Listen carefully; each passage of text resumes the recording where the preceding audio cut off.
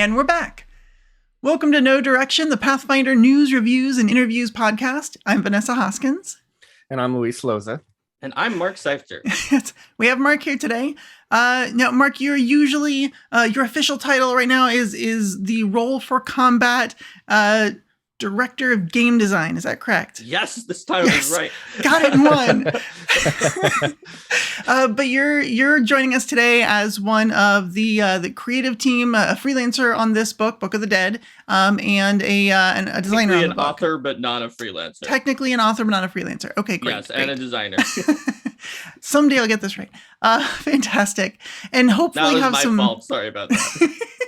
And hopefully you have some fun insider knowledge for us on here, which is great. So we have this wonderful opportunity. Paizo has allowed us to sneak preview the first chapter of Book of the Dead, which I'm especially excited about because it's all the fun player options.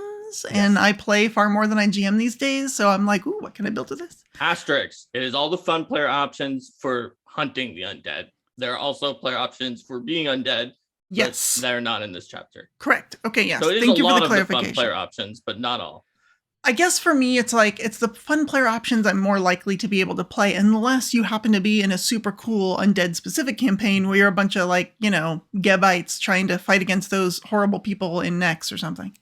The Geb AP coming out. Oh, and I hear Nonats has chapter 2. He's doing Wednesday, so that's great. Oh, nice. So between Nonats and No Direction, you're going to get all those player options. Oh, geez. Okay, that's very cool. Very cool. One thing that's just stood out to me reviewing this, first off, is this art. It is Kira or Kyra, depending on what part of the world you're from, just obliterating a skeleton with her holy symbol and a bunch of divine light. And it's amazing. She's one of my favorites. And just watching her destroy this thing, which we were discussing before we went live, it was dropping a sword, so it's at least a champion. We don't know if it has a name and a unique tag. It could be a really powerful skeletal-like creature. We just don't know. Who doesn't wear armor because they're a nudist? I mean, we don't know. The real question is Kira or Kyra, and why? I think it's an East Coast, West Coast thing. It seems us West Coasters are saying Kyra, and over in the East Coast they say. But I was from the East Coast originally, and in Boston, a lot of us said Kyra. And the reason we did that is because there are characters like Akir, Al-Hakam, and certain other ones that use an I, that are also Kalashite and tend to use an I. So Mark, it's just because you were fated to make it over to the West Coast. Oh, that's what it was. Anyone who says Kyra is fated to come to the West. You might be right. Maybe because I'm originally from California and I still speak like a Californian. And so... there you go. Well, maybe people who moved to the West Coast say Kyra. That could be. I did move to the West Coast, so I don't know. Oh my gosh. Well, let's get right into it because folks, I'm sure, are just waiting to see the sneak preview, and I'm waiting to share it to them. So let's do it. Oh, yes. We start with chapter 1, Prayers for the Living. That is what we're looking at.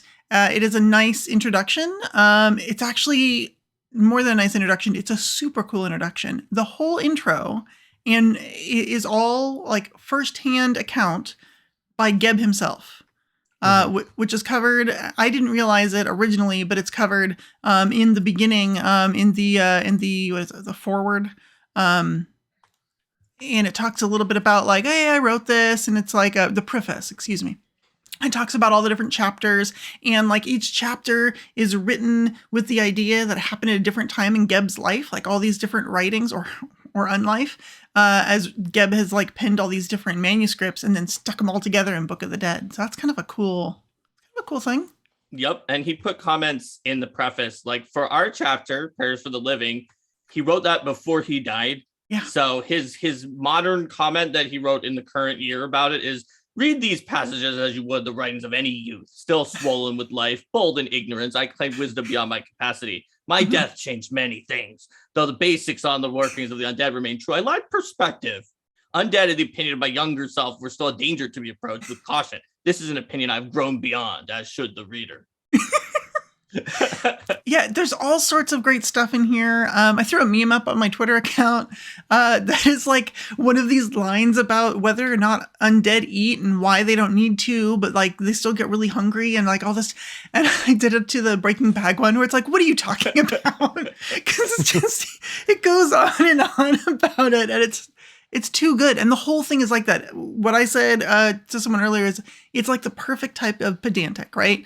It's the kind of pedantic conversation about some nerdy role-playing game thing that I imagine having at the couch at PaizoCon or at a Denny's after a late session or something. Like it's the kind of thing you all sit around about, like when you have alignment discussions and you're like, no, this shouldn't exist and that's this way.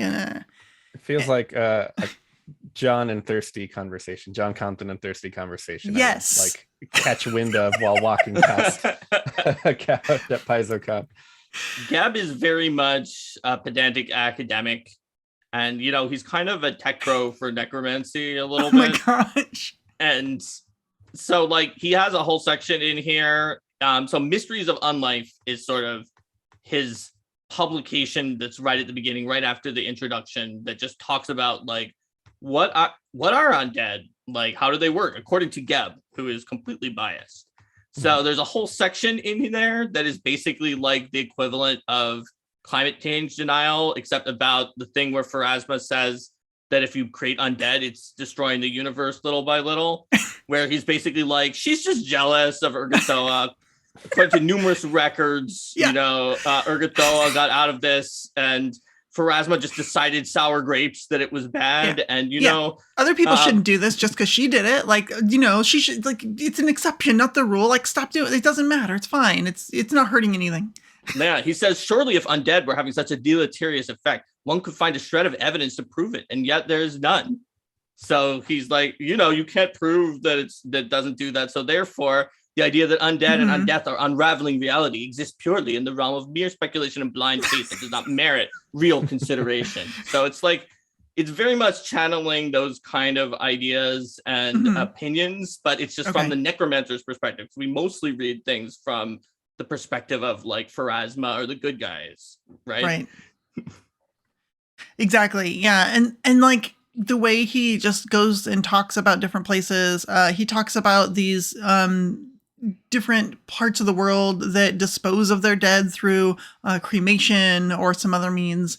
And then he goes on to be like, most civilizations seem to regard the destruction of their dead as disrespectful to their ancestors, as if leaving them vulnerable to reanimation shows greater reverence. It's just, it's like, yeah, sure, leave them vulnerable. Yeah, that's the ticket. It's just like, it's great. I have been taken by this entire beginning. I was reading it and just laughing boldly out loud because of how immersive it is. So bravo to whoever wrote this, because it is a beautiful piece. Unfortunately, I do not remember who wrote almost anything that is in okay. Book of the Dead. I think we are going to try and get one of the folks on here after release to talk a bit more about the book as a whole, and I will definitely pin them down to figure out who the author of that first bit was, because it is. I'm pretty sure Jessica wrote some of the stuff that's in this chapter, like the archetypes and something else, because she and Jason wrote a lot of the book overall. Jason maybe wrote some of the items that were in here, and then I want to say that maybe Michelle and Brian wrote some of the other archetypes, but I can't remember who wrote that intro, and it is fantastic. Very cool. I really like, I mean, we've already seen this with Secrets of Magic, the in-world writings, and in this particular case, it's not several different spellcasters of different varieties. It's just one voice throughout, which means you get to kind of learn a little bit about Geb's personality. He's obviously very biased, as we've mentioned already, but also like just what a snob he is. Yeah. His snob stuff is great. He has a great snob game. These are fun to read, and I look forward to getting to read the rest of the chapters, and just getting all of the insetting text from him, especially I assume some snarky notes here and there. Oh, Right. like he's not as snarky as some like super snark characters. He's a pedantic academic, but he will throw shade. So for example, if you want to see Eric Bona's favorite line in the book, oh goodness. There's a thing I added in during I guess my development pass or copy fit into the Hunters of the Dead section in Knights of Lastwall, where Geb explains Knights of Lastwall to you. Oh no. The Knights of Lastwall are found primarily in the Gravelands, where they struggle to rescue the living and destroy the undead hordes that roam the region. This is a significant improvement from the Knights of Ozum's previous tendency to invade sovereign nations without provocation, while ultimately failing to defend the one location whose defense defined their existence. Oh my god.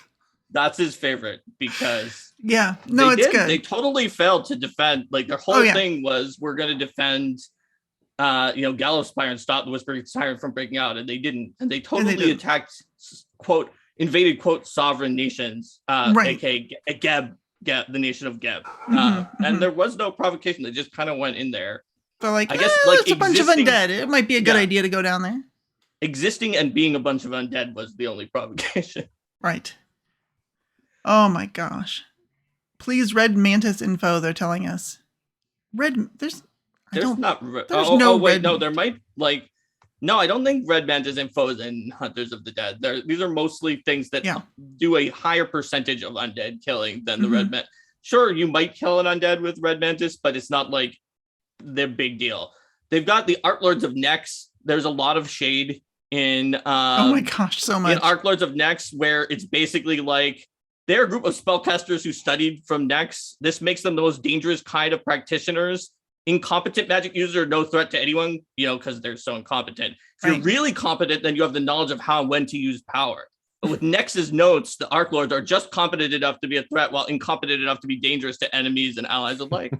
So the Network Zone Dustin Knight, Kitsune Warlock, does mention that the Red Mantis sometimes do hunt undead, and they had an entire prestige class in Pathfinder 1st Edition. So they have a lot of prestige classes in Pathfinder 1st Edition, and they definitely do sometimes hunt undead, but it's not like their core competency. If I remember the Pathfinder 1st Edition prestige class correctly, it was more of a we're doing undead hunting things. Let's do an extra thing in the big Red Mantis section in Adventurer's Guide that also hunts undead in addition to a lot of other Red Mantis options. It probably wouldn't be the first, second. Well, Death Slayer was the one, and if I recall, Slayer, right? and maybe if Dustin, maybe if you're looking at it, Death Slayer was about contracts on undead creatures of hey, this person has escaped death's embrace, go get them and make sure that they don't come back. I think that's right. Since the Red Mantis do have maybe not quite a monopoly, but a large percentage of the I can kill you and you will never come back or be raised abilities. So, and it's not that they don't hunt undead, it's more that their other abilities wouldn't have worked on undead from the other mechanical versions in Pathfinder 1st Edition. Right. But they do hunt undead sometimes. So they needed a new prestige class so it would work on undead.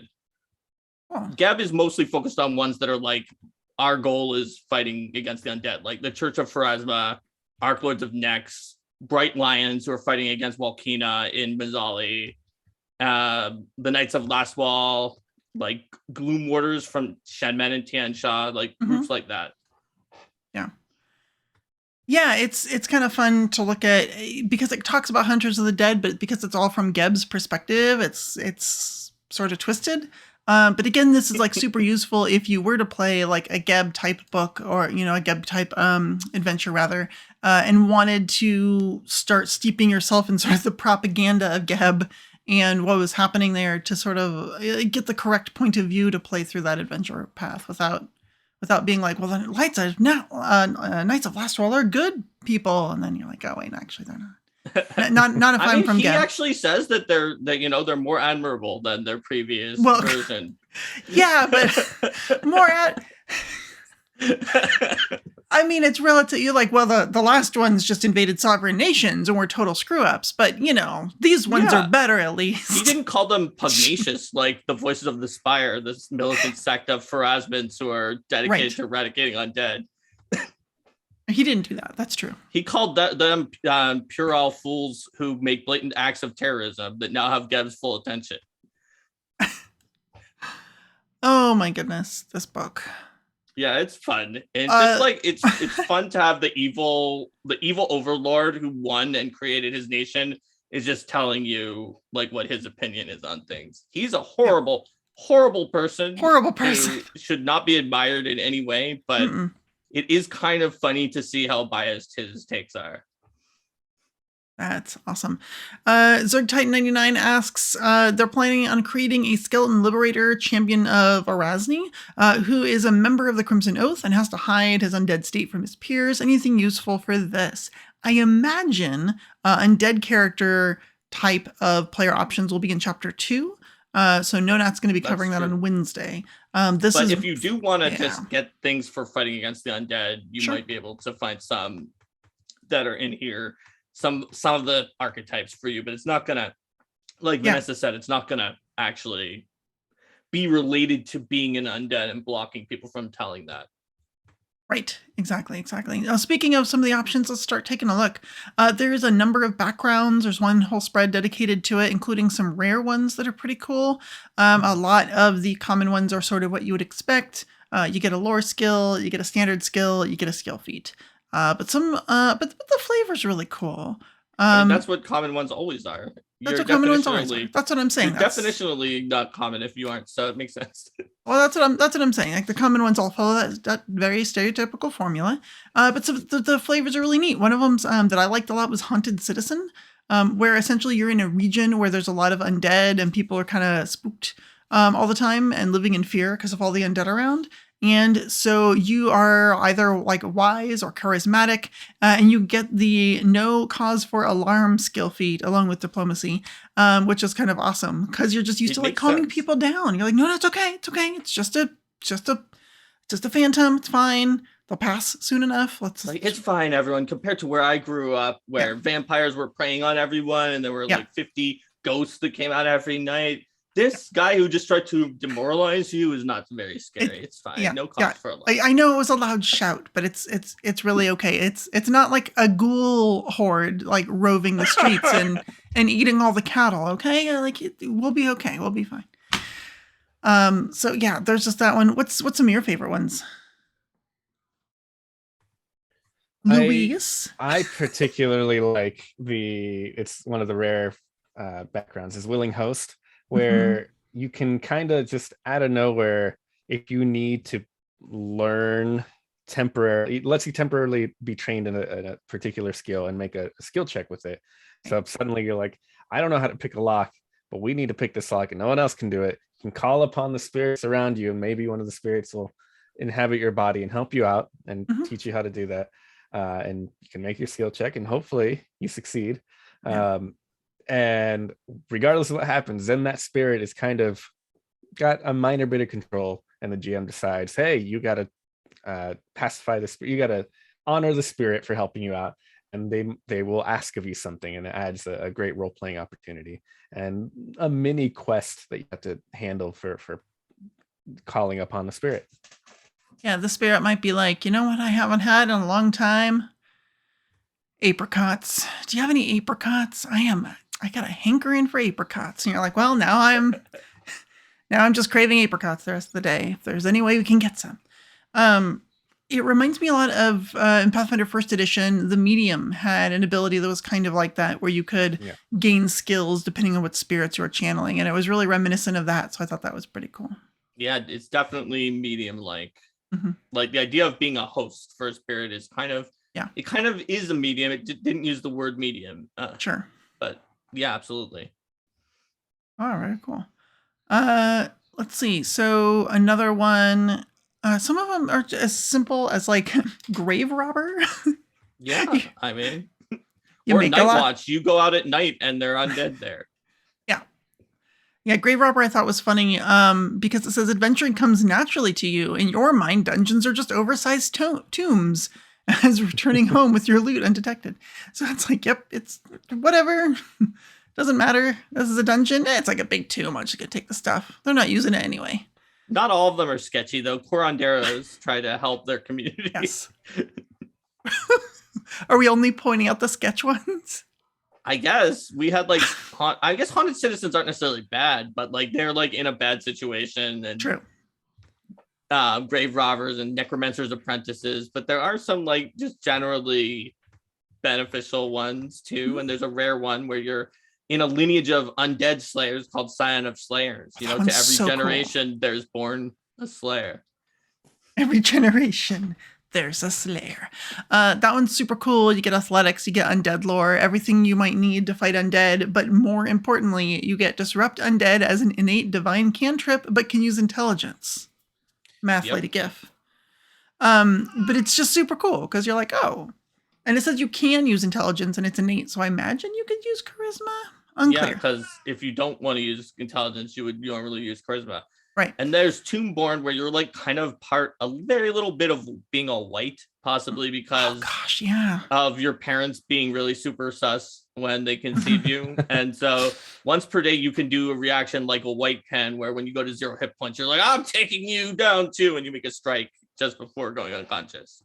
Yeah, so if you're like Alhara from Roll for Combat and your health yo-yos every battle, that might be really useful. It's a whole extra attack. Once per day, you'll have to if you yo-yo every battle, you'll have to ask your GM for like a special like feat that you can take at higher levels to get it once per hour. Because if you go down that much, you might need it more often. I figure once per day should be enough, right? Because hopefully you don't drop that many more times than once a day. Oh my gosh, that's funny. Very cool. Any other ones you want to point out while we're here, or we make people wait? I think we pointed them all out except Pyre Tender, so I'll just say that. And okay, that's true. Now that I'm looking through it, you're right. Pyre Tender is what it sounds like. You're the person who lights the pyres, and you're really good at alchemy because you know how to douse those pyres and get them lit fast. There's a ton of good gear in here. Oh my gosh. We're going to talk about gear for a while. Look at this art. Look at this pretty stuff. We have a Swirly Potion. We have, of course, a Sarin Ray, a holy symbol that does super cool stuff. We have some special perfume. Nope, that's not perfume. That's for ghosts. And a scary little skull ring. Let's talk about them. Louise, what was the one that jumped out at you that you were like, oh, I know a character that's buying that? So the thing that was most interesting to me, there's actually 3 pages of items. So it goes over to the next spread. But there's a whole new material called Peachwood, which is like dark wood, but focused on dealing with undead. And there's not much explaining where Peachwood comes from. There's a hint in one of the other items, the Celestial Peachwood Sword, which mentions that it comes from a now extinct celestial peach tree. So there was some very, very special tree where all the peachwood comes from at some point. And this, when used against undead as a weapon, it lowers their resistances. So it makes it easier to fight undead with peachwood. And it's just really interesting to see a new material as a thing. I wouldn't have thought personally, like, oh yeah, when I asked for undead gear, I'm sure I'll get, potions and weapons and all this stuff. But getting a new material specifically for undead is actually pretty cool and pretty exciting. I think Jiangxi might be weak against peachwood. Well, there you go. Even better. Or at least traditionally. Well, I think they're weak against Darkwood because Peachwood didn't exist, and now Peachwood does. Oh yeah, that's right. Because it didn't exist counts, at the time, so it says it counts. It counts as Darkwood for that creature. That's right. It's treated as Darkwood for Jiangxi because it should be, and then also, even if it doesn't have that as its resistance, it treats the resistance as being a little bit lower.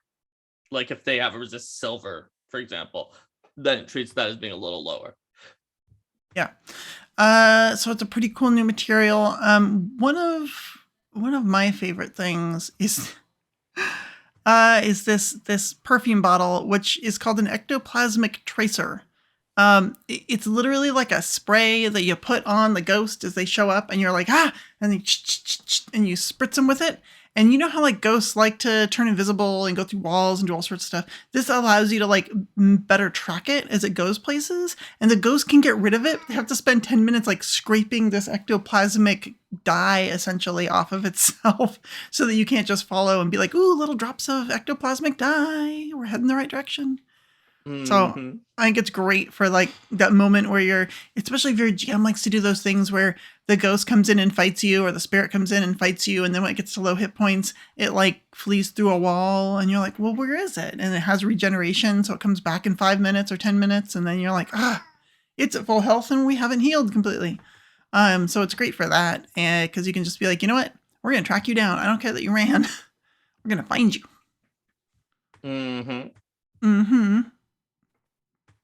I also like Peachwood, so I will agree with Luis on that.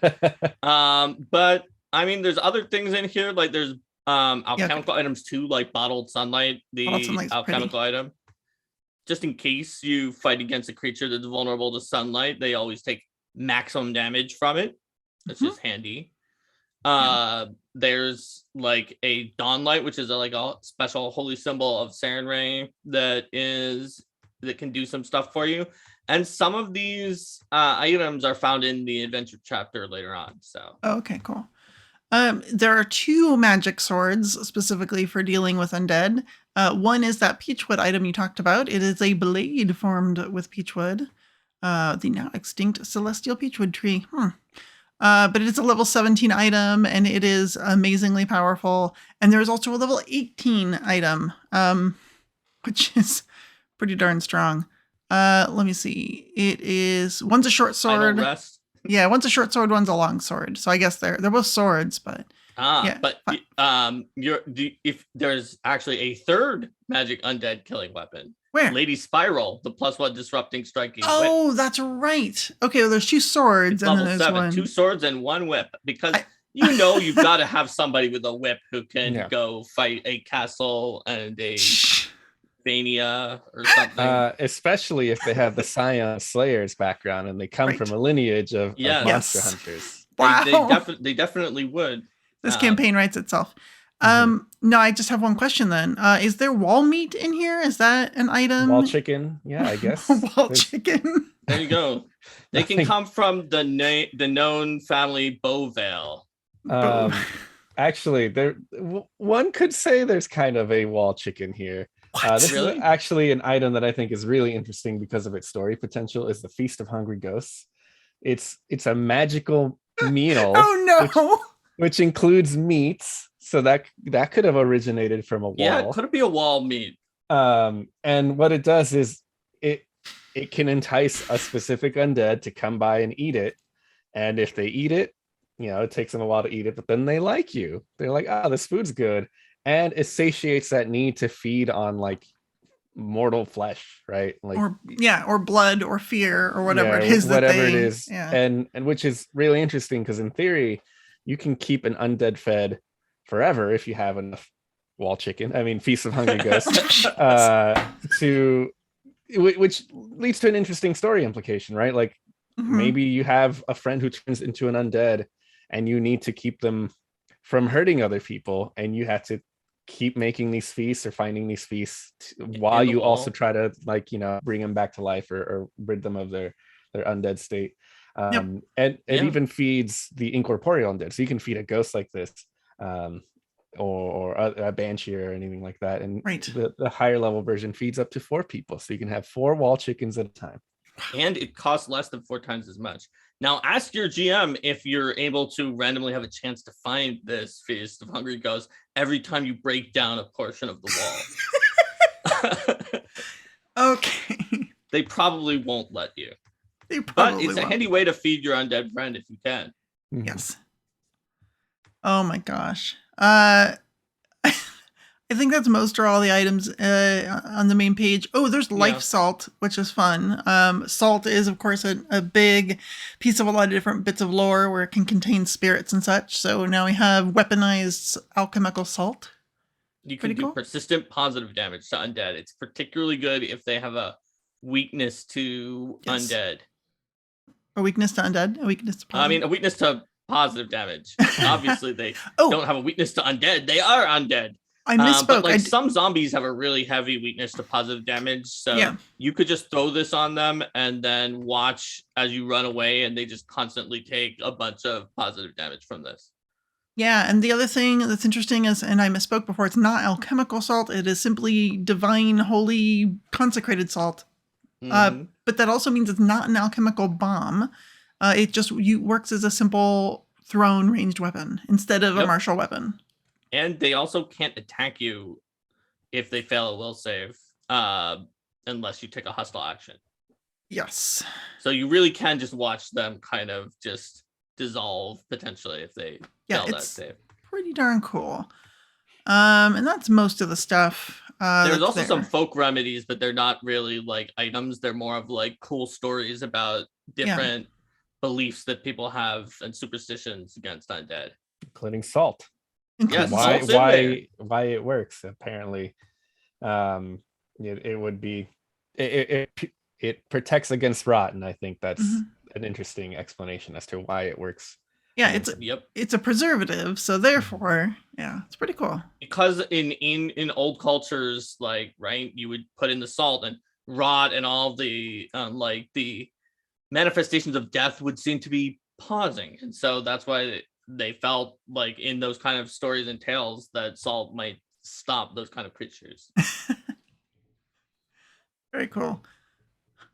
I like that it mentions mirrors, how vampires are repulsed by them and other undead like revenants are mesmerized by them. So it talks about the use of mirrors or mirror-like wind chimes somewhere to mirrors protect. Are a huge thing. Yeah, mirrors are really big. Raven feathers is also very cool, especially if you're up in the north where there's a lot of those types of animals around. The thing about mirrors and pieces of creatures being missing, like a vampire, was big enough that it won a creature that was the missing reflection of a vampire in the mirror won the grand prize at RPG Superstar this year. So it's definitely a strong concept. Yes, that's true. Do you know where that the bit about vampires not being able to see the reflections of mirrors originated from in folklore? No, please tell us. I'm not sure where it started. A lot of mirrors originally used silver as their reflective medium. And silver is tied to a lot of things in folklore where like, oh yeah, silver hurts evil creatures and stuff like that. Because it's like a pure and holy metal. Yeah, exactly. Right. And as a result, because you're looking into a mirror made of silver, it wouldn't work on a vampire. Oh, that makes sense. It does make sense. Very cool. So that's most of the folk remedies. There's some other ones it talks about, but there's running water. Yeah, there's just a lot of really good story information. Like I'd say this particular page is really great if you're a GM running a campaign with undead in it and you want to give some local flavor or have some ideas that might spark for a custom magic item for your game. But there's a lot of really good information here that I think just gives a world a bit more depth to think about. Or if you're a character who wants to block against undead and you want to talk in the opposite of like Geb talks as the undead tech bro, you want to talk as like the anti-undead person, and you're like, okay, well, we'll put Rowan and Willow to guard your house, and you're saying something that you didn't just make up yourself because you have some ideas and examples. Yeah, like I really like the idea of the raven feathers. I think those are cool. Just like, oh, there's some raven feathers, like, down on attached to your belt that you can just pull up and have like a little feather duster made of them. But you can use it to maybe brush something off before you touch it, just in case there's angry spirits about. Cleanse them and clear them away. Things like that are just really fun flavor ideas. Just really fun details to give a character and really bring them to life. Pretty cool. There's of course a bunch of really cool archetypes in here that are very hype. They're all dealing with undead and somehow, or necromancy and the idea of undeath, and they are dealing with them in the sense of where deal is a euphemism for like not liking them. Whereas the ones that deal with them in a sense where we like undead are in chapter 2. True. These are all dealing with getting rid of them as threats and problems. The first one, of course, is the Exorcist. Exorcist is pretty cool. Just like in the movie, there's no green pea soup in this book, but you are You are getting rid of malicious spirits out of creatures and objects and things of that nature. The really cool part of it is that they get a special device that they can channel their powers through, that they call a spirit dwelling. So the example in the book is like a mirror, but it could also be like a locket or a bracer or whatever other sort of thing. As long as it's not already a magic item, it's its own thing. And basically you can trap spirits in there. And more than that, there are like these little spiritual wisps, right? They're not full ghosts, they're not haunts, they're not whatever, but they're just like little remnants of spiritual energy that have sort of stuck around. And you can get these spiritual wisps every day and put them in that spirit dwelling, and then use that, like soothe their power or whatever, and like pull from them and get abilities from it. So you can heal other people, or you can reduce damage that you might receive from like a haunt or like negative energy damage or something like that. And you're not sacrificing the spirit. You're just like, the spirit will use its power and then move on to the River of Souls. So it's pretty cool. So you're actually helping it rather than destroying its soul. You're actually helping it do something that, it's not exactly the unfinished business it was thinking of, but it's helping out right. And then it can move on. Yeah. Anyway, this is the one that just really resonated with me. As soon as I read this, not only is the art super cool, and I'm going to show that to you again, but I've built a couple of characters that are like this, like way back in first edition, and really like the idea of like, hey, there's these spirits that don't want to be stuck on the material plane. They just are. They're stuck here, and then you get to go and free them and like help them move on, and that's just very cool. Anything else, Mark, Louise, you want to say about this one? Do you want to go into detail about more stuff for that, or should we do all of them after we do an overview? I'm gonna go into more details. So one of the things that we did is we each sort of came up with a character concept based on the materials that are here and put it into practice. So I think I will just, spoiler alert, I chose the Exorcist. So I'm going to go into more detail when I talk about my Exorcist. The next one up is the Hallowed Necromancer. Once again, unsurprisingly, amazing character art. Yes.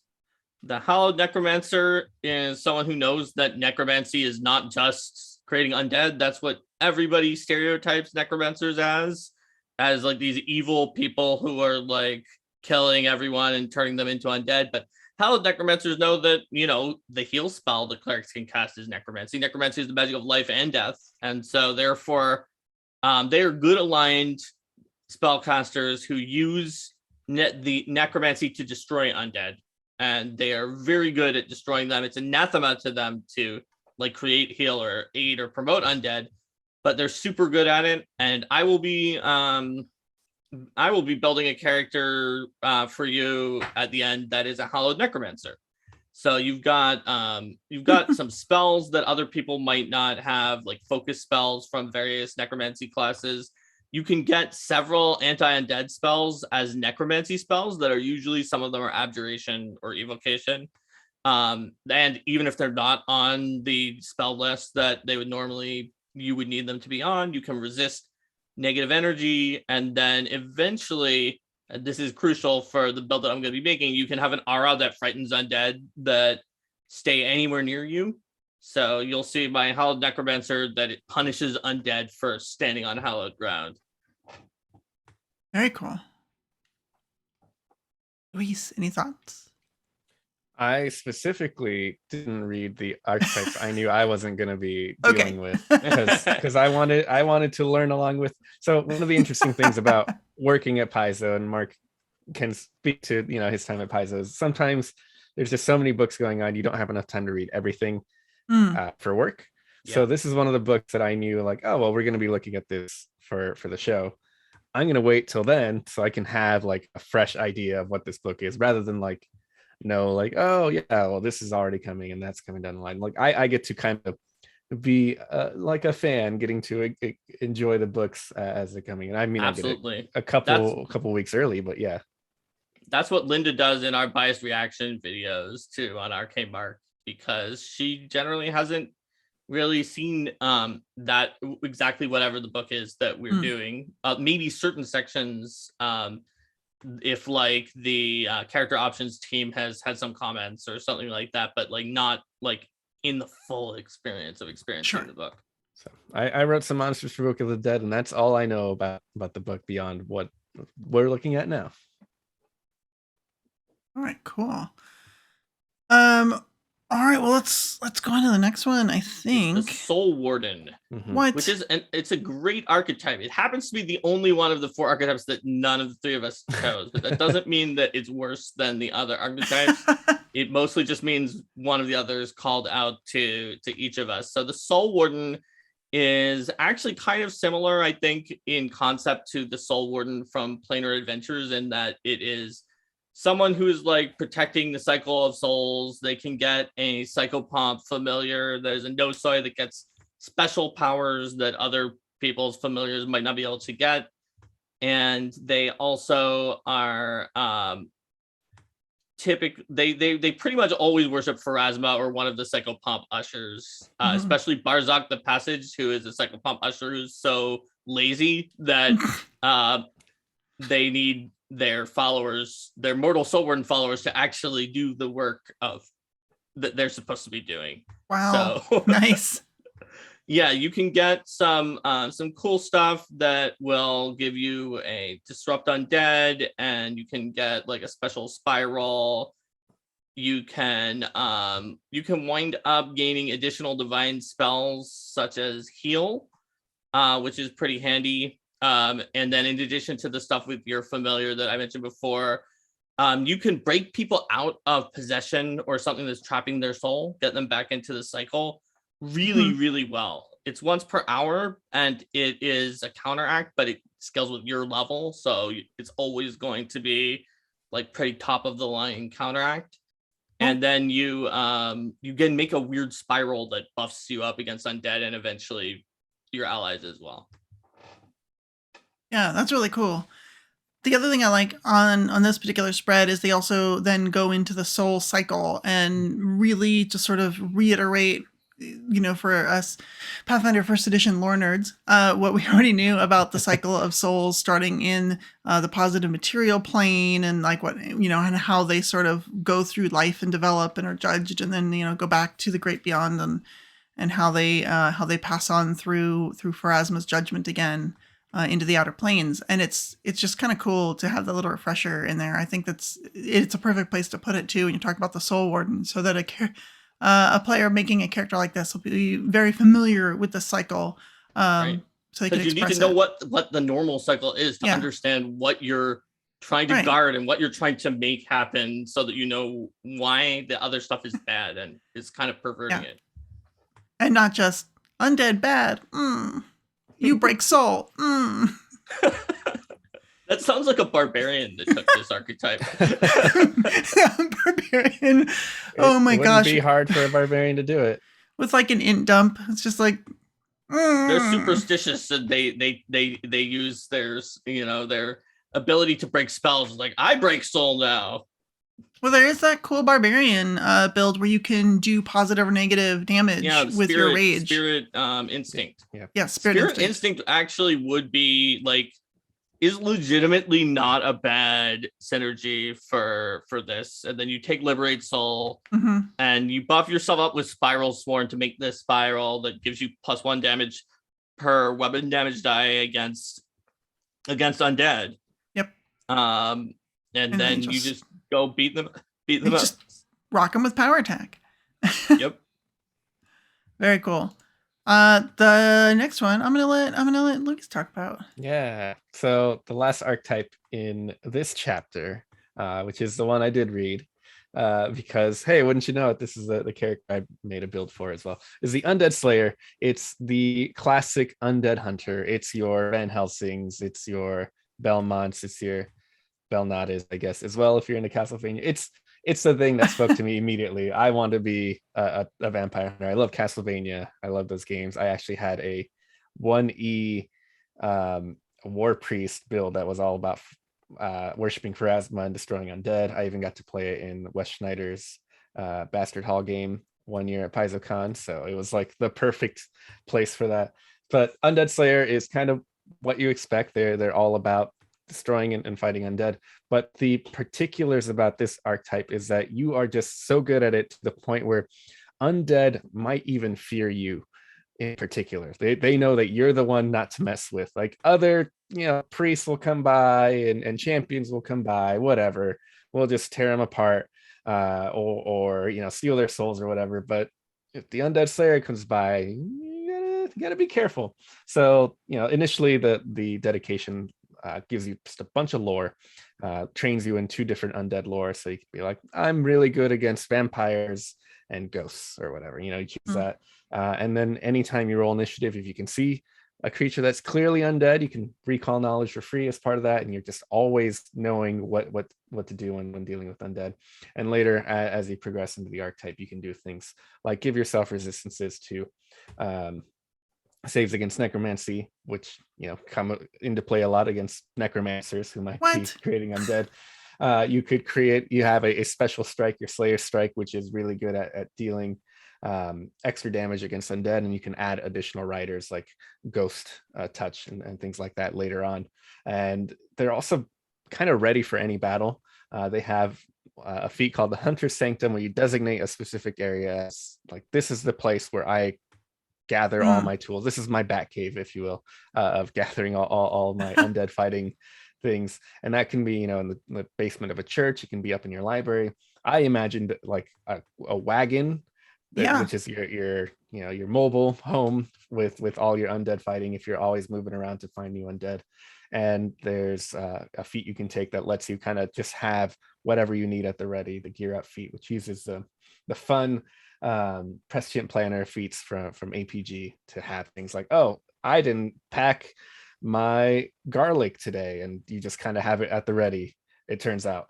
But you thought ahead, and it's great. It's just kind of covers all the classic undead hunting feats, and it's any undead weakness or vulnerability too. So like if the GM is like, well, you know what, in Bestiary 9 we found a new type of vampire that is only weak to like the lichen that grows on this one particular rock in the middle of nowhere. It's like, well, does that cost less than the amount that I can get with prescient planner or prescient consumable? Because that seems to be an item I need to deal with an undead's weakness or vulnerability. So I guess I had that.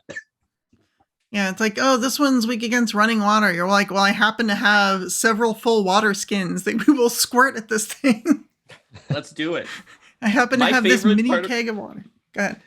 My favorite part of the archetype is in the sidebar where it talks about undead slayers in the inner sea, and it talks about some places that do have them, but they say the occupation of undead slayer is illegal in Geb, where the undead citizenry see declaring yourself as an undead hunter as something similar to just declaring yourself a serial killer. But some of them manage to reluctantly work as assassins to help undead, eliminate their undead rival, and others stay in the secret and just kill undead anyway. Right. Oh my gosh. Yeah, no, it's really cool. It talks about them being in Ustalov.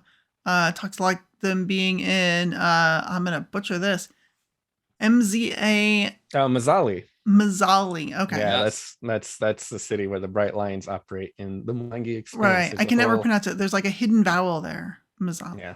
There's a whole adventure that deals with Mazzali and the strength of strength of thousands AP, which Undead Slayer probably isn't the best fit for that, but still. I wouldn't think so.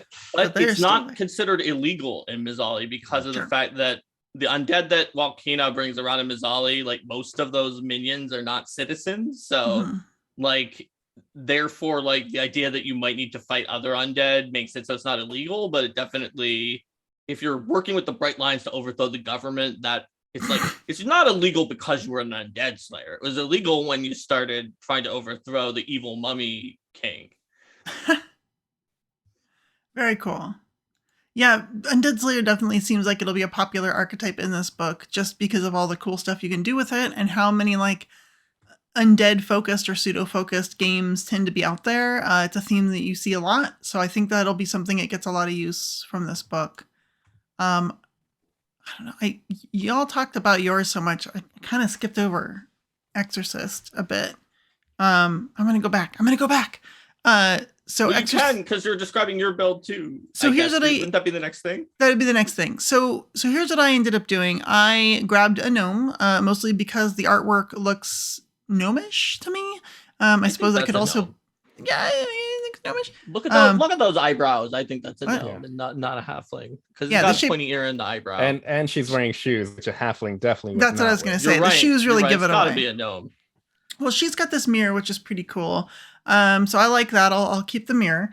But I had this idea for one who is like so connected with life, but then has sort of sympathy for spirits and ghosts and things that got stuck.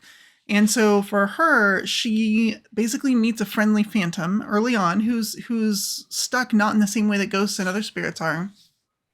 But the two of them decide to team up because this phantom is trying to help spirits out but doesn't have a lot of direct ability to do so. So she ends up becoming a summoner, able to summon this phantom to her aid in order to help various spirits and such.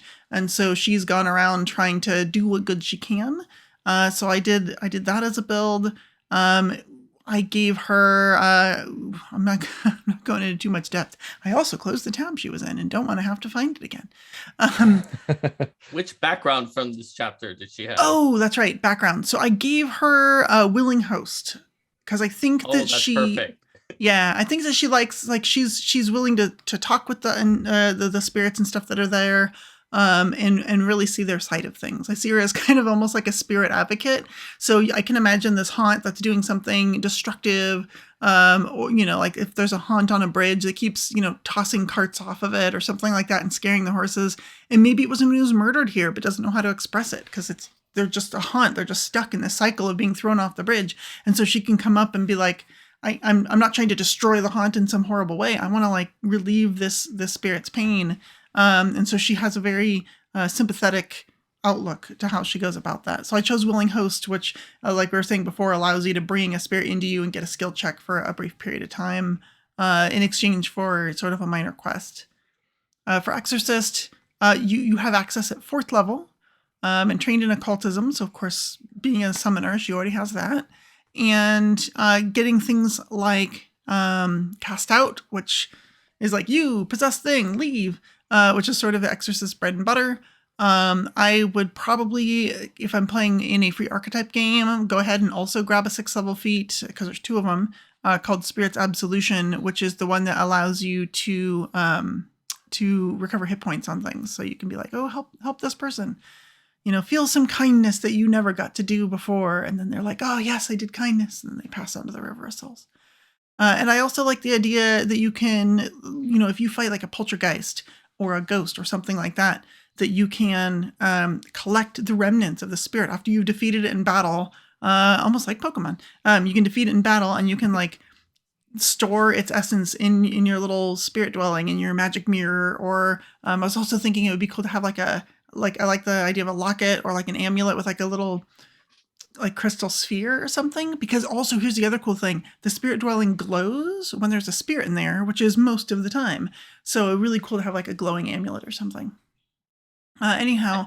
And then when you collect the piece from a haunt or an undead that rejuvenates, that doesn't send the whole thing to the River of Souls when you use it, but it does send a little piece, and you might be able to kind of gain a clue about how to permanently send it onward by doing that. So it engages you with the story instead of like getting you past it, or instead of whatever, you dealt a bunch of positive energy damage, it's dead, you don't care, moving on. Like in the case of my idea with like the bridge or whatever, you might defeat this haunt or overcome it and then store some of it in your spirit dwelling, and then when you release it, you get a little information. So maybe you get a flash of a picture of someone who was, angry and grabbing you. And you're like, oh, that might've been the person who threw this person off the bridge. And so now you can start asking around, have you seen like a man so tall with like a beard?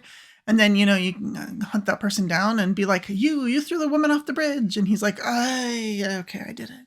And now the spirit can be free because her killer was caught. And I don't know. I think it would be a really fun build to play.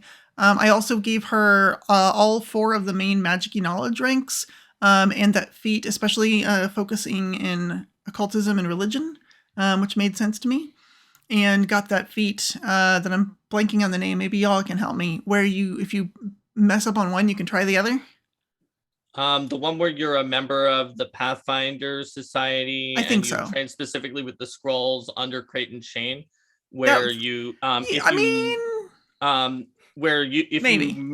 mistake on one of the two skills, you can roll it with the other skill, and obviously the DC is based on I would have to skill, which might not be appropriate, but it might be for spirits, right? Yeah. I think occultism and religion both would be for spirits, so that would be a great use of that. That's what I was thinking. Yeah, they'd both be a really solid DC instead of like, I picked cooking lore as my second one, and it's like, okay. I'm not sure like what the DC the GM would set for you to know about spirits with cooking lore. I'm going to connect really occultism and cooking lore. I'm specifically trying to help like dead chefs who never got to finish their greatest creation. It's a hyper specific purpose for this character, but it's really important to me. Very important. That's awesome though. Did you go for Spirit's Anguish to do the attack, or were you more focused on healing with Spirit's Absolution, and they kind of don't work together since they both use the same resources? Yeah, I was a little worried about that. I like the healing part. I built her up to level 8, and I couldn't decide before we started the show. But I don't know. I kind of like it. There's some neat summoner level 8 abilities if you're not doing free archetype. But if I'm doing free archetype, I would definitely get it. So there are some really tempting things at level 8 summoner, and I know people have said to me before that I made too many feats. They wanted on summoner. It's one of the things. It's like, no, there are too many good feats. Now it's hard to take archetype feats without free archetype. So yeah.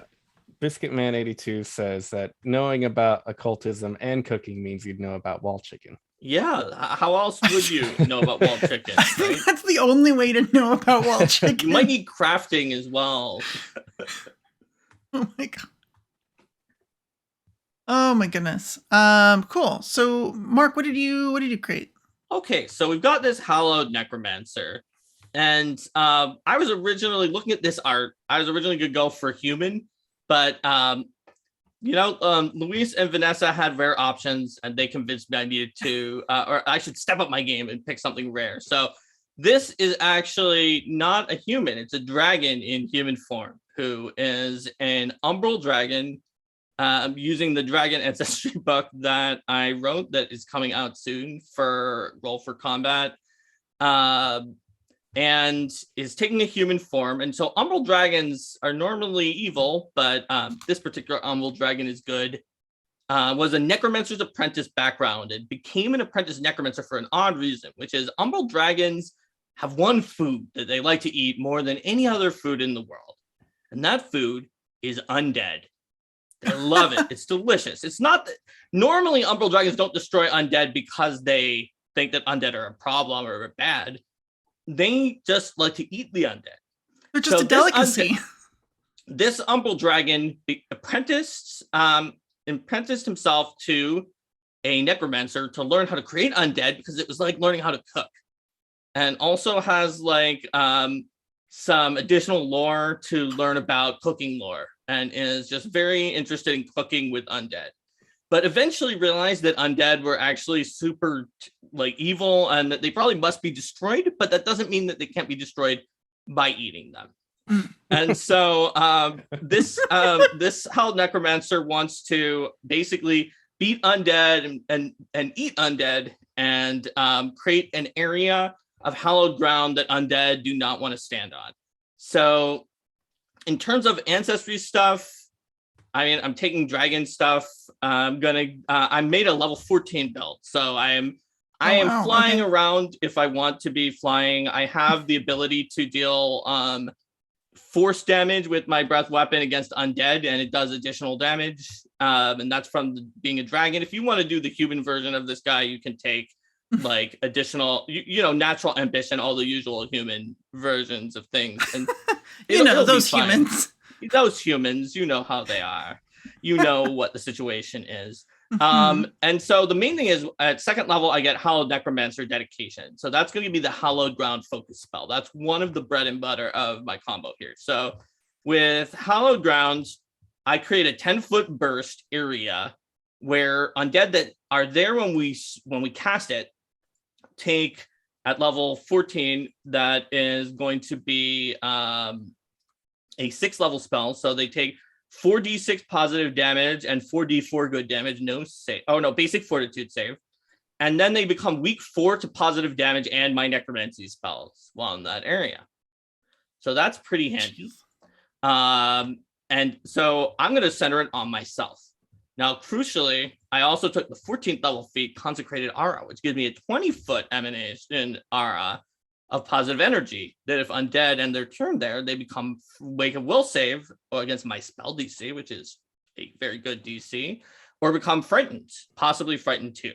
They do become temporarily immune if they succeed, but if they don't succeed, they'll just keep becoming frightened in there.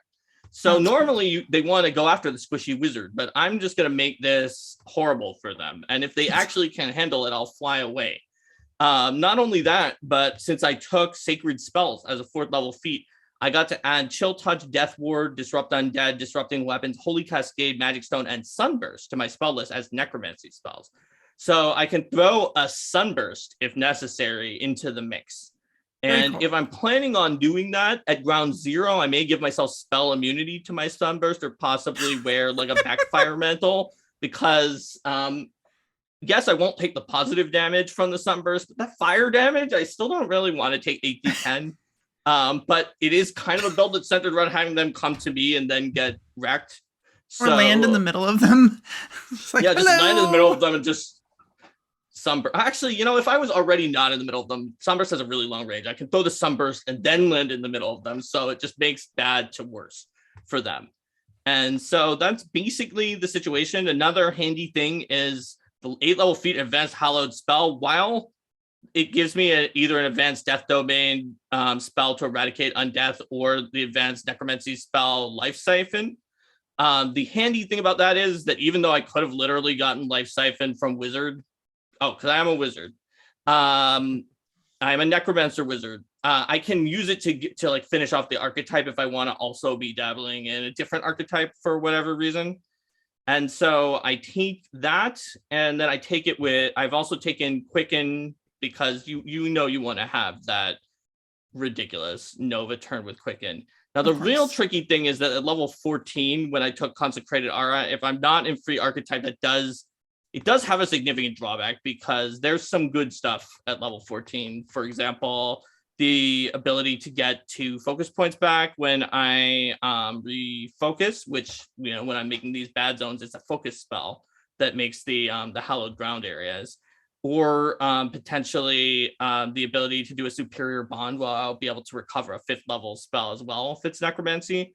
So if I have free archetype, I can take one of those too. If not, then that's fine. I want my aura. It's hilarious. And so basically, yeah, that Quicken casting, all the things I said from the archetype.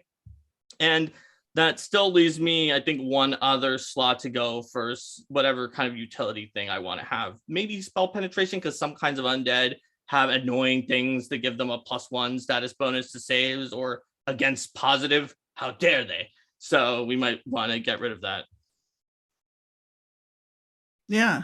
No, that sounds like a very effective build, as you just flying around and nuking undead into nothing. Yeah, exactly. And just make it so that they're punished for staying near me, and then they might not. And then it's like, run after the squishy wizard. Never mind. Run away. Don't be near the squishy wizard. If my aura never does anything to them, then I'm already happy, because I kind of in the net didn't want them to be next to me, because I'm a squishy wizard. Right. So as long as they're thinking twice about that, instead of like, oh no, I'm going to charge the wizard and wreck the wizard, then I think I've done a good deterrence. Very cool. Very cool. Yeah, it reminds me of some of those. There's various builds. For some reason, I can only think of the Starfinder one. There's like a Starfinder Solarian build where if you hit me, I do fire damage to you, but also I have the armor upgrade that if you hit me, I do lightning damage to you. So if you hit me, I just do a bunch of damage to you automatically. And it's like, I don't care what my armor class is, because you're not going to want to attack me anyway. You'll do it I once. Thought you were going to tell me that if you missed me, it did cold damage or something. Oh, that'd even be better. You're in trouble no matter what. Yeah, it's like, if you hit me, fine. Sure, I'll take some damage, but you're going to take a bunch back, so it doesn't matter. But yeah, it reminds me of one of those types of builds where it's like, sure, come at me. you know. Let's see what happens. Luis, what did you end up designing? So I guess I made the frontliner for our party. Yes. In a sense. I looked at the art for the Undead Slayer, which is actually I guess in my mind, they are a promoted piece of art from a piece of Duskwalker art in Lost Omen's Ancestry Guide. Oh, if you okay. on like page 30 or so in that section, there's this character again, but in that piece of art, they're wielding like a dagger in one hand and a gun in the other. I kind of imagine them as a gunslinger, but I don't think that's going to work because, you know, Undead Slayer wasn't the thing I necessarily had in mind when that piece of art was ordered. So let's tweak that a bit. Instead of being a gunslinger, we're going to go with Ranger. And what I know of that art is that is technically a halfling Duskwalker. So that's, of course, my ancestry and heritage that I had to pick. You can tell they're a halfling because their feet are exposed. The opposite of our gnome friend. Yeah, there we go. That's what they look like. And this character, you know, for a halfling, very good at dexterity, or at least kind of easy to be more dexterous. So we're going to go with that. And I'm going to go with 10 levels of a build because that's what I do on Legend Lore. We always do up to level 10. Very cool. So that's what I'm used to. So well, you picked the archetype that only has feats up to level 10. Up so to it's 10th level, it worked out perfect. So wait, but wait, there's 4 feats for level 4 and 2 feats for level 6. You can kind of make your Undead Slayer however you want. If you prefer having like a cool layer to return to, you can do that. If you prefer kind of having the resistance and helping people out with medicine and stuff, you can do that too. Also, so one of them's a skill feat, so you can take that in addition to the rest. Okay, that's true. But still, there's so many. Okay, there's a lot. So we're a halfling, we're a Duskwalker, so that's our heritage. That gives us low light vision. And I took as my first level ancestry feat, I took Gravesight, which just gives us dark vision. That's perfect for going off to hunt undead. You want dark vision. And as a first level ranger, you get a class feat, and that can't be your dedication feat. So I guess I'll take Twin Takedown. I've imagined them fighting with 2 daggers, 2 mangoshes, maybe probably dedicated to Pharasma in some way. Oh wait, no, they definitely are. I had a little story. Okay. I named this character Lemira Two Blades because she has 2 blades. Great. Oh, very nice. But the idea was that maybe she was a halfling that was a citizen of Lastfall, maybe dedicated to, you know, looking out and protecting Galarian, preventing, you know, the Whispering Tyrant from escaping, and failed utterly and completely and died in the process. You know, died with most of Lastfall. But Pharasma took pity, or maybe saw potential in Lemira and brought her back as a Duskwalker, and now is dedicated to continuing the hunt of undead that are now roaming the Gravelands and stuff. So yes, she fights with 2 blades, a Mangosh in each hand, so then she can use the parry trait on those to give a little extra AC as needed. Is a flurry focused ranger. Great, that all makes sense. And then all of our rest of our class feats are going into Undead Slayer. So that's say bye to ranger at that point. So at second level, we're taking the Undead Slayer dedication, which you kind of need. They are very wise rangers, you know, good at wisdom and perception and stuff. So that means we're going to be pretty good at religion. And I also made her particularly charismatic to give her intimidation and diplomacy. And when we go into Undead Slayer, let's go into skeleton lore and zombie lore. That seems good enough, right? That's where you start off at second level, is fighting skeletons and zombies. And at 4th level, I gave her the Slayer Strike, which gives her bonus positive damage as a special big strike. So she can either rush in and do her Twin Takedown and hit you with 2 blades, or do a particularly undead destroying attack. And then at 6th level is one of the coolest feats, I think, in this archetype, which I didn't talk about earlier, which is Frighten Undead. You spend an action and you attempt to demoralize an undead, but you can swap out religion for intimidation on that, and in turn potentially affect mindless undead. It loses the emotion and mental traits for your demoralize. Okay, I see. And basically your faith is so obvious to undead that it can even frighten them, which is pretty interesting because most undead are, it's really hard to frighten undead. So you are scary enough to scare an undead, and that's great. You know, lower attack bonuses, lower AC, and all that stuff. At 8th level, I took gear up just because I love the idea of having that holy water when you need it, or having the stake or whatever at any time. And at 10th level, I took Slayer's Presence, which says when you do your kind of free knowledge, recall knowledge, when you roll initiative, you can also frighten undead as part of that. So if you see an undead and you get into a fight, you can just immediately start freaking them out. And if you critically succeed and you're a higher level than them, they start fleeing. They're scared. They know who you are. Jeez. They're like, oh crap, it's that guy. Oh crap, it's Lemira Two Blades. She's got 2 blades. And that's 2 more than I have now that Kyra disarmed my sword. In addition to all the class feats, Duskwalker's got a lot of cool stuff going on. At 5th level, I took the Life Sense feat, which lets me detect the presence of life or unlife, so I can notice when there might be creatures about, probably undead if that's what I'm hunting. I can't tell the difference, but I know that there's something nearby. And at 9th level, I can get Spirit Strikes, which lets me just tack on some extra cool stuff for my strikes. I think I can get Ghost Touch and stuff as I need. Cool. If I remember right, let me double check. I don't want to. No, that's a lie. I lied entirely. That's a different Duskwalker feat. I was like, how did you... This is the one that my strikes are always magical, and they deal either a point of negative or a point of positive as necessary. Against them. So I can always trigger weaknesses against undead, which is great. And you can take other skill feats to do things like Intimidating Glare if you're going into intimidation. I went into some medicine skill feats because I'm high wisdom. Medicine would be good. I can help people that I rescue. But another thing I recommend is taking just additional lore a bunch of times, and you can be like, oh, now I have additional lore ghosts, additional lore ghouls, additional lore vampires, additional, and because it scales automatically. Yes, that's like the best part of additional lore is just, it's like, sometimes when I'm building characters, my background lore is like, it's fine, it's nice to have, but additional lore is the thing I really want to be a nerd about. Definitely. So it makes sense that you didn't take Slayer's Blessing to be able to get through different material problems when you're using Slayer's Strength, since you also you often are going to use your 2-weapon Ranger feat, and not Slayer's Strike all the time. Yeah. So it's a very good build at destroying undead, and I think that's what the archetype was all about. Yes. So I feel like I got a passing score on this. Very cool. Katsuni Warlock is asking, can you roll zombie lore for initiative against zombies?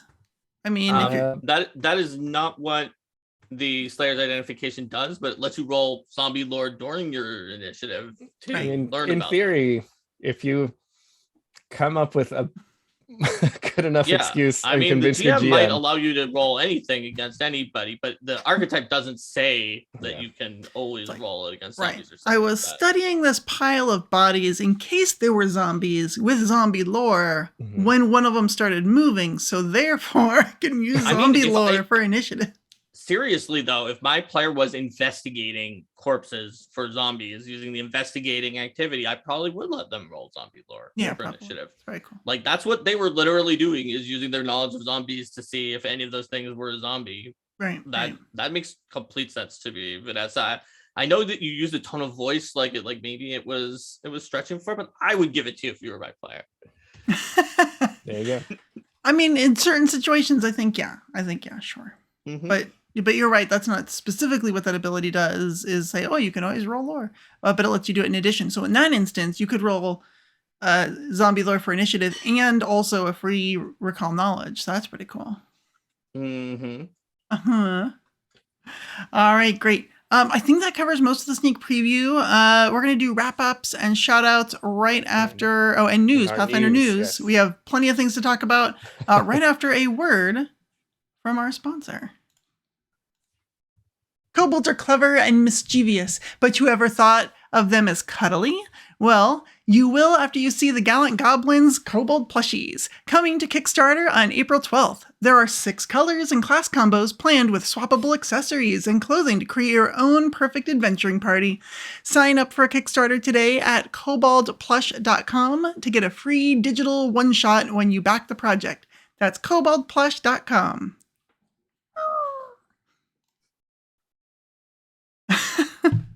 I think it's adorable. It's cute. He's the cutest. Vanessa, do you have a kobold voice? Oh my gosh. I could try to do that. Hold on. Could the kobold transition us to the Pathfinder news? Wrap ups and shoutouts. Oh no. News. Pathfinder news. Pathfinder news. Pathfinder news. Pathfinder news. Now, can we have a goblin voice so we can hear the difference between kobold voice and goblin voice? Oh my god. We need the new one. Pathfinder news. Pathfinder news. Pathfinder news. Okay, Pathfinder so news. the goblin voice has more of More like kind of throat. the throaty Yeah. feel to it. Right. Yeah. A little bit. Whereas versus the kobold's very like nasally because they have those big snouts. So Mm-hmm. Yeah, Right. I buy that. no nasal resonance. All right. So we have a ton of news. Luis, tell us what's been happening in the world of Pathfinder. A lot of stuff. But the biggest thing I think we would say is a thing that Mark hinted at earlier. RPG Superstar. Yes. We have our winners. Yep, all three of us were judges for RPG Superstar this year. Mhm. You can find all of the winners on rpgsuperstar.com, including the grand prize winner Kyralis, which, as I mentioned earlier, is the like a weird, almost two-dimensional creature that is like made of the reflections of monsters that don't have reflections, and lives in some kind of maybe less dimensional in-between mirror space. So like that is just like that is really cool. That was the grand prize winner, but that is not It's to really say cool. that there weren't a lot of other like ridiculously good winners as A well. lot of strange and unusual monsters. What? That was the theme. Oh, I see. Okay. Yeah. Okay. Yeah, a lot of really cool stuff. There was several of them that stood out to me as like, I want to write this in an adventure. Like I would read it and I would immediately come up with how to use it in an adventure, where it would go, what I would do. Is it like a supporting star that showed up for one encounter? Or is it the sort of thing that's like, no, this is going to be a force that drives the adventure. And I don't have any of them in front of me because I was judging them, but I remember them. You remember them. I remember them. I'm going to go hunt them down and look for them later. I have them all here in front because I went to rpgsuperstar.com. Me too. You're so smart. I like the ones that are like little fae that are like little acorns with like walnut seed wings, and they have these little communities and they're like, I don't know, they're just adorable. There's like little tiny acorn nut people. They're little like pre-dryad fae essentially. And they're just neat. I don't know if I cute. judged that one. That seems really cool. They're so cute. I was like, I have this idea for like a Fae adventure path. So every time one of the Fae one came up, I was like, oh, can I steal you? You're so good. But there was a lot of very cool Fae ones. There was a lot of like concepts as monsters, which was interesting. You mean like congealed laughter, where it's like this Yes. laughter is now a monster? That one platinum. Yeah, and it should have. It was just a weird idea. And I mean, that was the whole theme. But it was just such a cool, weird idea where you're like, oh, we have a lot of other themes where concepts or ideas or manifestations happen and they're usually terrible, right? And it's like murder becomes an ooze. And you're like, yeah, fine. But congealed laughter as an ooze was like, oh, that's weirdly terrifying. Okay. Especially as someone who often can't stop laughing. Yeah, it's definitely terrifying. There were a lot of strong competitors this year in RPG Superstar. There were over twice as many as last year. And even though more winners, we had more winners this year, that still meant that it was much harder to make it into the winners this year than before. Yeah. When you combine the fact that there were more entries and the fact that the entries on the average got stronger, then people really were bringing up their game. And there are some in here that I know that like some of the judges who because 4 of the judges were either at Paizo or worked at Paizo in the past, because I'm the one who worked at Paizo in the past, and who were like, yeah, this is almost ready to be published. With a little bit of cleanup, they said on a few of them. Obviously, most of them had more than that, but that's true of professional freelance submissions. Oh, of course. More than more than a little bit of cleanup. They need, a little bit of reconcepting too, and like a few areas that you nudge around. And that's a good submission from a strong professional freelancer where you're like, this is awesome. I need to fix this and this and this and this and this. But one of the judges told me is like, this is almost there. Everything that would be changed would be minor. So I think that one won gold because it was just really, really solid. Mm-hmm.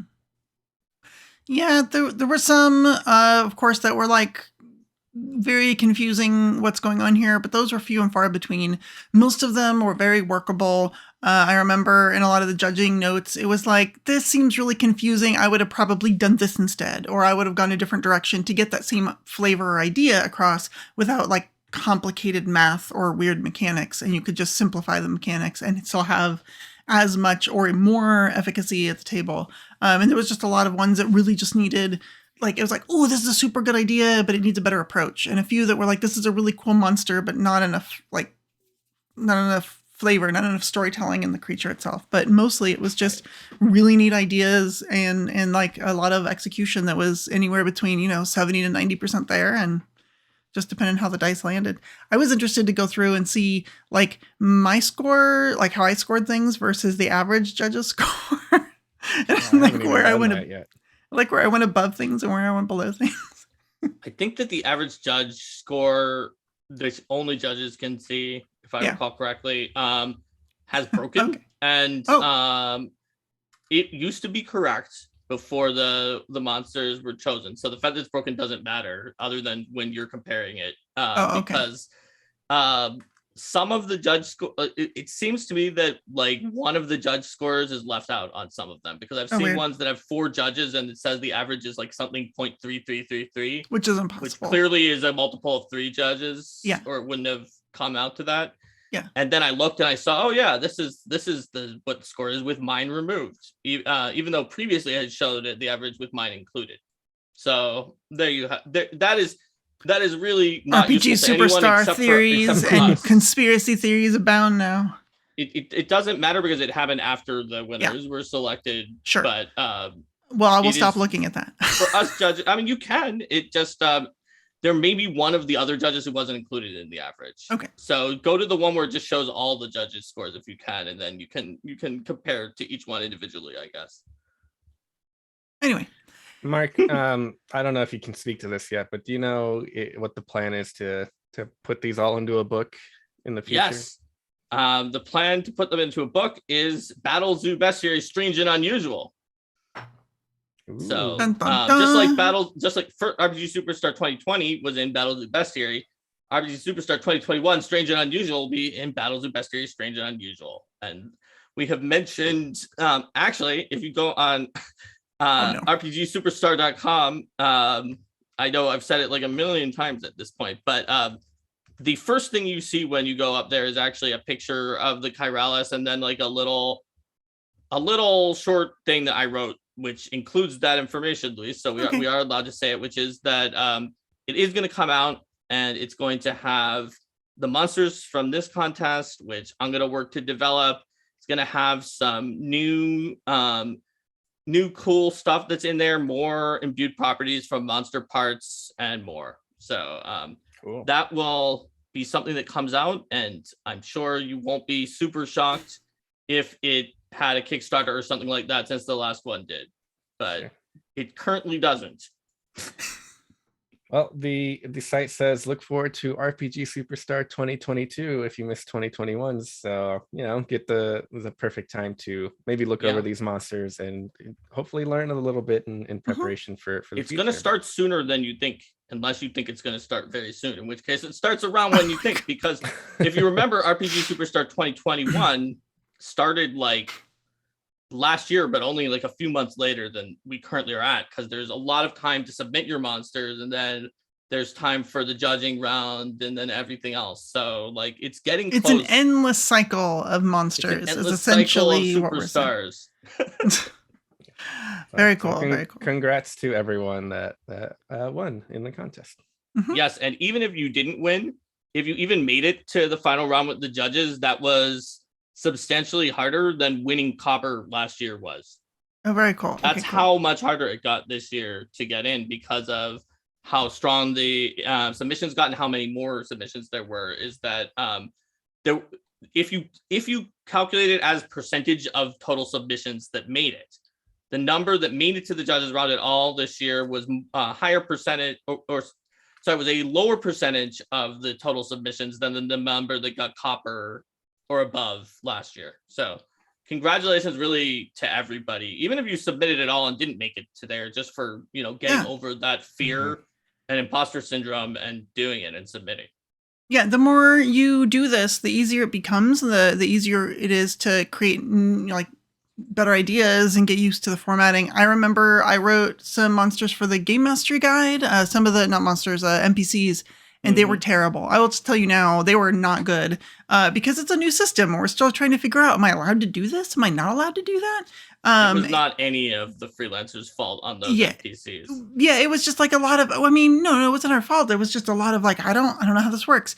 But the more you do it, the more you see monsters and the more you start studying them, you sort of see the anatomy of a monster and how it works. And of course, just playing the game and being like, oh, I see, it does this aura that like looks like it only hurts you a little bit, but really hurts you a bunch because it does this other thing. You're like, oh, that's really cool. And so the more you play and the more you look at these, the more you'll figure out the intricacies of monster creation and mechanics and how they all sort of fit together. And just also exercising that creativity in creating them, of coming up with interesting ideas. So you can come up with congealed laughter or the negative space left by a vampire reflection that's not there as a monster. Wow. Absolutely. It also is kind of like you mentioned, more of a level playing field for anyone wanting to jump in on monster creation because it's a new system.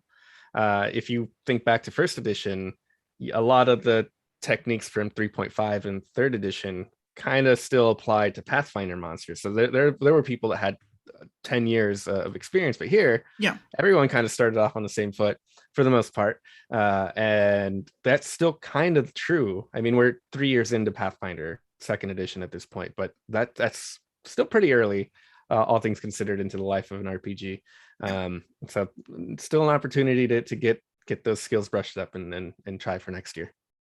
Yeah, I mean, I consider everyone who's been playing since the game released to be like pretty well skilled at having experience from Pathfinder second now, especially compared to like Vanessa was saying, and it totally wasn't your fault or anyone's. It was honestly our fault for going to like external freelancers who didn't have access to all of the materials instead of trying to handle it ourselves. It was a tricky situation, and thank you for even being willing to try.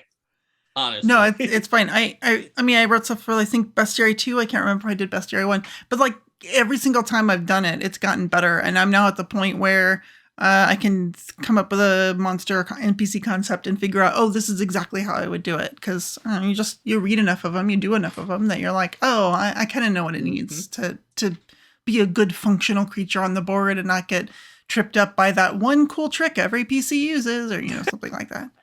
So with top-down design, you can actually learn it well enough that you can just build it as you go eventually.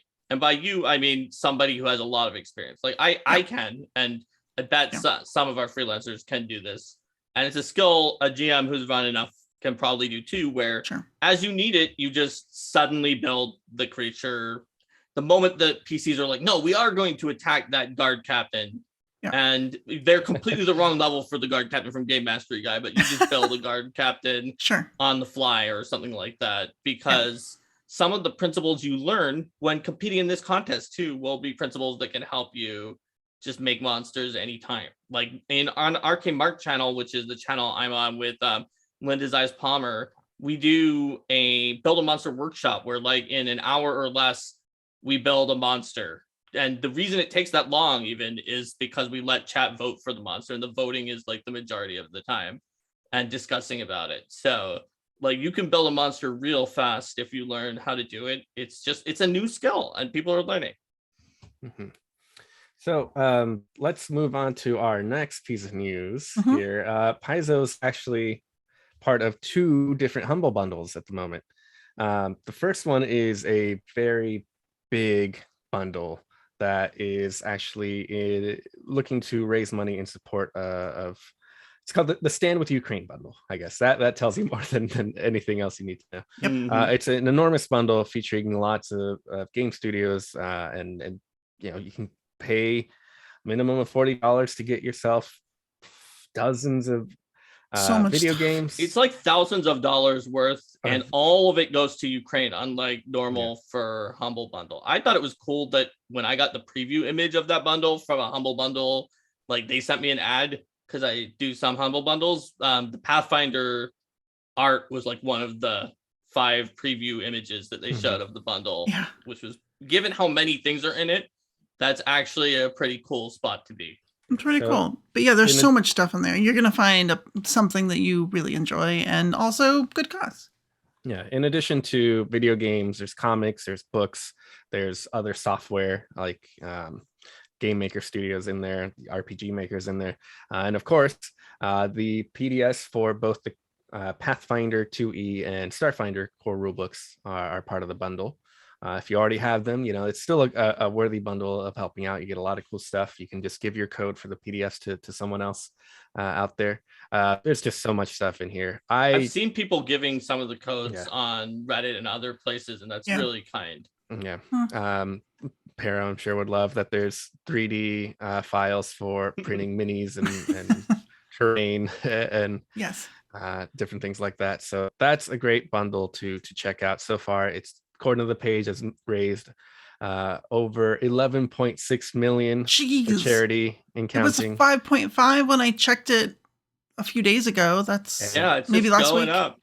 Yeah. As of this moment, it has a little over 3 days left, so still have time to check it out. Cool. The other bundle I was referring to is the Pathfinder First Edition Character Options bundle, which is, one's interesting. but a bunch of books from First Edition. It's a lot of player companions and campaign setting books. Covers things like the Dirty Tactics Toolbox, or the Armor Master's Handbook, or Monster Summoner's Handbook, or Giant Hunter's Handbook, all of which are books I wrote for. I think, wait, is one of those the first book that you wrote for? The very first book I wrote for was, yes, Giant Hunter's Handbook. And Monster Summoner's Handbook is the first book Linda wrote for. Oh, so that's there cool. you go. So you can get a lot of Paizo first from that. And can't you get a physical Inner Sea World Guide? Not to make myself unstable, but Inner Sea World Guide is just a really useful book. Yes, it's a great book. I have under my computer right now. Are you using it as a booster seat?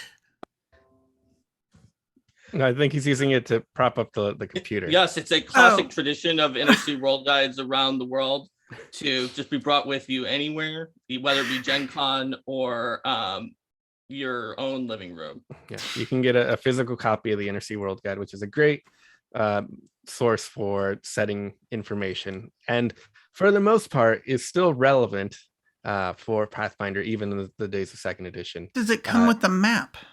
It comes with a map. Yeah, it comes out with a little fold-out map. Buy it. That is the best thing. The map is the best. Does. The map won't have Oprak or the Gravelands or Vidrian, but for the is, most part, is it the new map, or is it the Inner Sea Raygon map that has like the EI, like the classic typo one?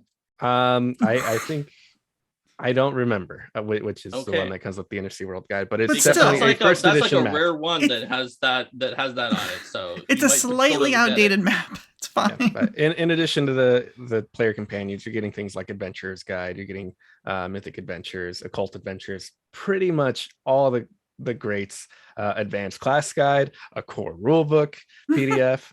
There's a lot of good stuff in here, and that you can go back and play first edition, grab a lot of cool stuff, including stuff that I'm sure we all contributed to.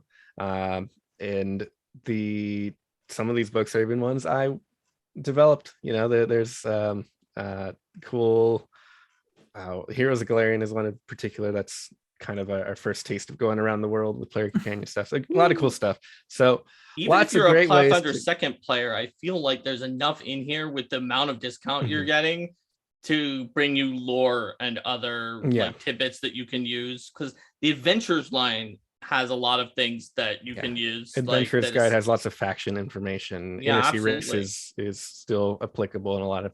And player companions are pretty rule heavy, but they usually have some lore in there. But still, like Inner Sea World Guide, of course, it's out of date just because it's about multiple years ago in the settings history, but it is very recent in the settings history, so it still has a lot of information, and it is like twice as long as Lost Omens World Guide, so it goes into more detail in some areas. Yeah, and if you happen to pick up Lost Omens World Guide, and then now you have all the information you would ever want for the whole setting at that point. Get all the updates with the 2E World Guide. So that is the bundles. Another big thing is Goblin Firefight is coming. Yay! Goblin Fireworks Fight. Fireworks Fight, very cool. Goblin Firefight could be a good game too. That would be fun. That's the Starfinder reskinned version. Or that's the inverse. That's like the goblins that have to come clean up after the Goblin Firework Fight. All right. Well, no, or I see Goblin Firefighters, but at the Starfinder one, Vanessa, you're gonna have to make custom Starfinder characters for Goblin Fireworks Fight now in honor of Goblin Firefight. Firefight. Very Goblin good. Firework Fight is coming out with this month's releases. It's scheduled, Awesome. Slated for March 30th. So just a little bit from now. I think it'll be out by the time the next episode of No Direction is happening. So cool. The premise is your goblins running around Sandpoint, stealing fireworks and blowing them up. So it's a board game. It's not, in addition to the Pathfinder rules or anything. It's its own standalone game. Cool. Super light, it's quick, it's easy. Yeah. And if you are at a point where you're willing to stick your hand into a bag that other people have been sticking their hands into, I think that's the one thing. If you are, you should absolutely check it out like right away. If you like quick, easy, kind of fun party games that you can teach to your kids, or just someone who's not into like super heavy Euro games or things like that, because you can pick it up in like a minute and then just start playing. It's all about just stealing fireworks from other people's bags and taking fireworks and trying to get the most fireworks. That's funny. Yeah. So another thing going on here is the last days of the Cobalt Horde sale on the Paizo site, which is just a lot of stuff's on sale at paizo.com. You can go check it out. That includes, dice and minis. One of the big things that they keep mentioning is that you can get complete display sets for Pathfinder battles, the pre-painted plastic minis. So if you want to get a bunch of minis kind of cheap, you can go check out the Cobalt Horde sale, which is pretty cool, pretty fun. Awesome. And I think finally the last little bit, Paizo Live's coming back. Paizo Live is this week on Friday. According to this, it's talking about Goblin Adventures and Mammoth Lord, the Quest for the Frozen Flame stuff. So go check it out. Fridays at 4. Could be dinosaur forts in there. You never know. Could be dinosaur forts. Could be. Yes. Friday the 25th. So yeah, there you go. I guess my other thing is that Battlezoo Ancestry's Dragons is not out quite yet, but it is coming out very, very soon. It should be by the end of March. So if you want to play a dragon as your character, you can go to battlezoo.com. It is a hardcover book that I'll try to pitch it to you by telling you how little content is in it. It's around a 128 page book. The only things that are in it are an ancestry and 2 archetypes, plus information about dragons. And that just tells you how much is in the ancestry, which has 45 heritages, and the archetypes. Like they're huge, they're comprehensive, and they have everything you need to play a dragon. It's not like padded up with like, oh, I guess these are some dragon related items that dragons like. It's just like, it's all like primo dragon content. So that's coming very soon. cool. And I think you mentioned to me that it's something that you had been trying to or wanting to write for a very long time. Is playable dragons. So I'm sure it's got since the beginning of when PF2 came out. Like after it came out, I was sitting at home and I thought to myself, what would I do if I actually had enough money to order art without being worried that I'm going to lose thousands of dollars and not sell anything? And I thought that what I would do is make a dragon ancestry. But then I didn't have the wherewithal to order thousands of dollars of art and worried that I would lose money on it. So I didn't do that. And so eventually I was working on Battlezoo Bestiary, the first one from RPG Superstar 2020, doing the, I didn't work on developing the monsters. Patrick Greeny did all of those, but I was doing the monster part system in the back. And Stephen Glicker was like, we can do some other books after this, maybe for the next Kickstarter. What should we do? And I was like, maybe a little PDF about dragons, we could do chromatic and maybe also metallic in the original release, and it could be like 20 pages, and then we could put out expansions with different types of dragons. He just kept expanding it, and now it has 45 types of dragons and is a hardcover book.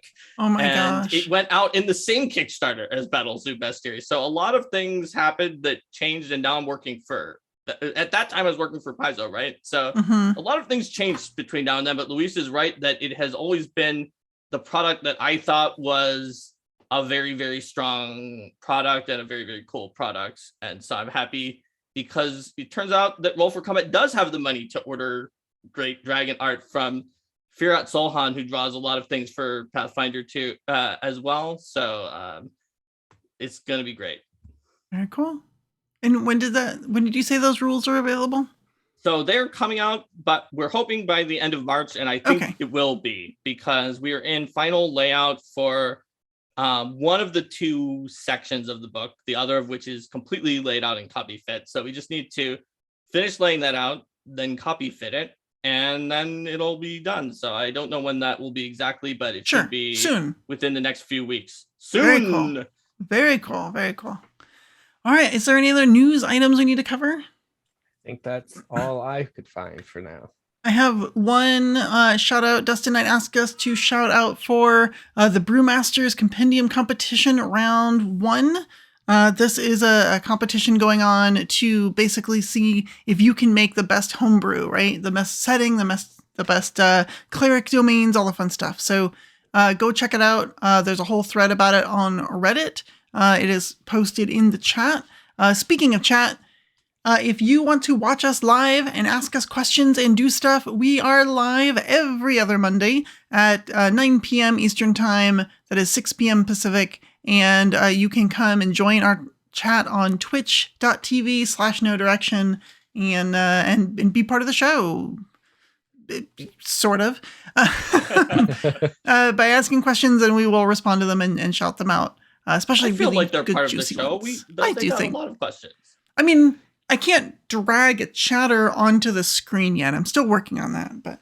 Well, I think that the trick is to be like a magician, where you have like someone who's already sort of part of the network hiding in the audience. Right. And then you select them as a quote volunteer, and then they suddenly appear on and they screen. just suddenly appear with a secret magic. Zoom link sent to them. Yes, like magic.